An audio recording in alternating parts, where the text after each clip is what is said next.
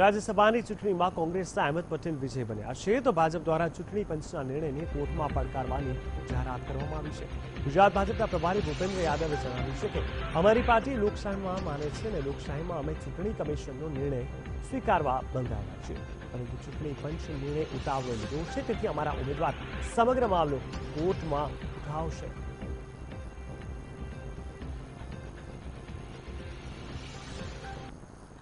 રાજ્યસભાની ચૂંટણીમાં કોંગ્રેસના અહેમદ પટેલ ગઈકાલે વિજય બન્યા તો ભાજપ દ્વારા ચૂંટણી પંચના નિર્ણયને કોર્ટમાં પડકારવાની જાહેરાત કરવામાં આવી છે।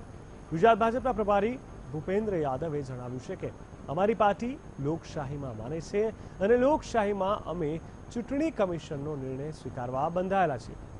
પરંતુ ચૂંટણી પંચ નિર્ણય ઉતાવળો લીધો છે, તેથી અમારા ઉમેદવાર સમગ્ર મામલો કોર્ટમાં ઉઠાવશે। તો હાલ અમારી સાથે જોડાઈ ગયા છે અમારા સંવાદદાતા નરેન્દ્ર રાઠોડ। નરેન્દ્ર, જણાવશો જે રીતે રાજ્યસભાની ચૂંટણીમાં ગઈકાલે કોંગ્રેસના અહેમદ પટેલ વિજય બન્યા છે અને ત્યારબાદ ગુજરાત ભાજપના પ્રભારી ભૂપેન્દ્ર યાદવે આ લોકશાહીમાં માનતા હોવાના કારણે કોઈક ને કોઈક રીતે સ્વીકાર કર્યો છે, પરંતુ સાથે સાથે ચૂંટણી કમિશનને પણ પડકાર ફેંક્યો છે, શું કહેવું છે તમને? જી, ગતકાલે જ્યારે આ નિર્ણય લેવામાં આવ્યો હતો કે જે બંને વોટ છે તેને રદ કરવામાં આવે અને ત્યારથી લઈને જ ભારતીય જનતા પાર્ટીના વિવિધ નેતાઓ દ્વારા આ અંગે નારાજગી વ્યક્ત કરવામાં આવી હતી, પરંતુ આજે પ્રદેશ પ્રભારી ભૂપેન્દ્ર યાદવ અહીંયા આવેલા છે ને એમની સાથે જ્યારે વાતચીત થઈ હતી તેમાં એમને કહ્યું હતું કે આ એક અમે જે પ્રક્રિયા છે એને અનુસરીએ છીએ, પરંતુ જે નિર્ણય લેવામાં આવ્યો છે ઇલેક્શન કમિશન દ્વારા અને બે વોટ એમના જે રદ થયા છે ને એના કારણે અહેમદ પટેલ જીત્યા છે અને જ્યારે બળવંતસિંહની હાર થઈ છે, એટલે આ નિર્ણયને અમે આવકારી રહ્યા છીએ, પરંતુ અમને મંજૂર નથી, કારણ કે આ ખોટો નિર્ણય ઇલેક્શન કમિશન દ્વારા લેવામાં આવ્યો છે અને આ નિર્ણયને આગામી સમયમાં કોર્ટમાં પણ પડકારવામાં આવશે। દ્વારા નિવેદન આપવામાં આવ્યું છે કોર્ટમાં ભારતીય જનતા પાર્ટી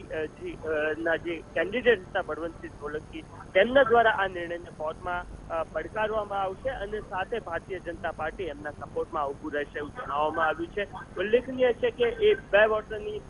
જે રદ થયા અને એ જ બધી બાબતો બની છે કે જેના કારણે બળવંતસિંહની હાર થઈ હતી, ત્યારે